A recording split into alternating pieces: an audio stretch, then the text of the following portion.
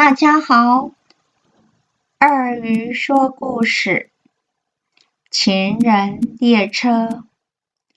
在人生的道路上，一旦错过了交汇的时刻，情人的列车和我们的列车就会渐行渐远。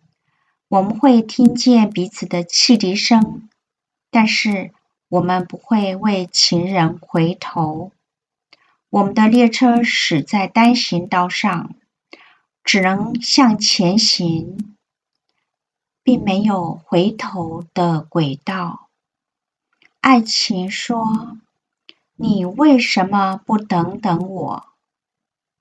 分手说：“我从来不知道什么是等待。”二鱼故事说完了，我们下次再见。